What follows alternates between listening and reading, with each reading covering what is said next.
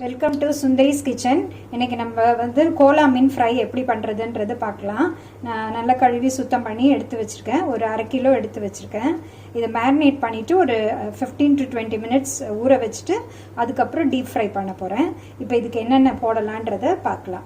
நான் வந்து ஒரே ஒரு தக்காளியும் ஒரு 1/2 ஸ்பூன் சோம்பு எடுத்து அரைச்சி வச்சுருக்கேன் மிக்சியில்.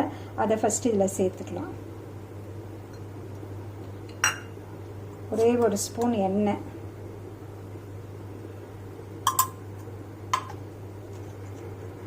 ஒரு 1/2 ஸ்பூன் மஞ்சத்தூள்,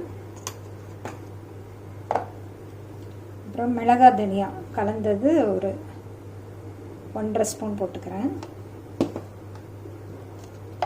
காஷ்மீரி சில்லி கலர் கொடுக்கறதுக்காக ஒரு 3/4 ஸ்பூன் போடுறேன். அரிசி மாவு 1 ஸ்பூன், உப்பு தேவையான அளவு போட்டுக்கணும். இந்த மீனுக்கு நம்ம வந்து இப்போ வந்து இந்த ஸ்பூனால் நான் ஒரு 1/2 ஸ்பூன் போட்டுக்கிறேன். 1/2 ஸ்பூன். அப்புறம் ஒரு 1/2 மூடி லெமன் புழிஞ்சு விட்டுக்கலாம்.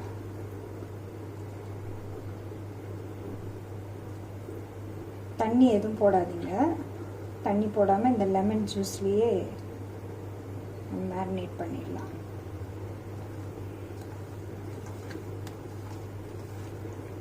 இப்போ நான் நல்லா மேரினேட் பண்ணிட்டேன். இதை வந்து நான் ஃப்ரிட்ஜில் ஒரு 20 மினிட்ஸ் வச்சுட்டு அதுக்கப்புறமா நம்ம ஃப்ரை பண்ணலாம். இப்போ நம்மளோட ஃபிஷ் வந்து 20 மினிட்ஸ்க்கு மேலே ஊறிடுச்சு. நல்லா உப்பு காரெல்லாம் ஏறிடுச்சு. இப்போ நான் வந்து டீப் ஃப்ரை பண்ண போகிறேன்.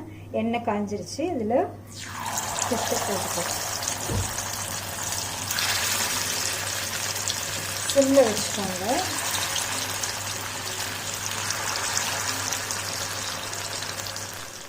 இப்போ ஒரு சைட் ப்ரௌன் ஆகிருக்கும். இன்னொரு சைடு நம்ம திருப்பி விடலாம்.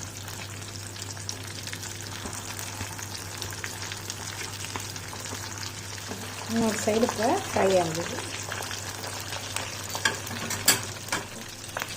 இப்போ நம்மளோட ஃபிஷ் 2 சைடுமே நல்லா ஃப்ரை ஆகிடுச்சு. நான் எடுத்துட போகிறேன்.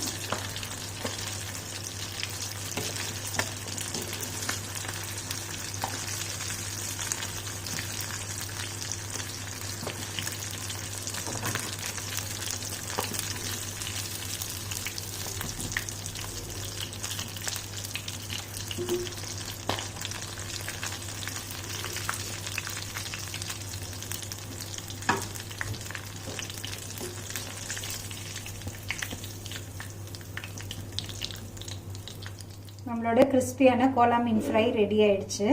இதே மாதிரி மசாலா யூஸ் பண்ணி பண்ணிங்கனாக்கா மசாலாலாம் உதிராமல் நல்ல மீனில் நல்லா ஒட்டி நல்லா ஃப்ரை ஆகி வரும். இதே மாதிரி செஞ்சு பாருங்கள். செஞ்சு பார்த்துட்டு உங்களோட கமெண்ட்ஸ் கொடுங்க. என்னோட சேனலை லைக் பண்ணுங்கள், சப்ஸ்கிரைப் பண்ணுங்கள். தேங்க்ஸ் ஃபார் வாட்சிங்.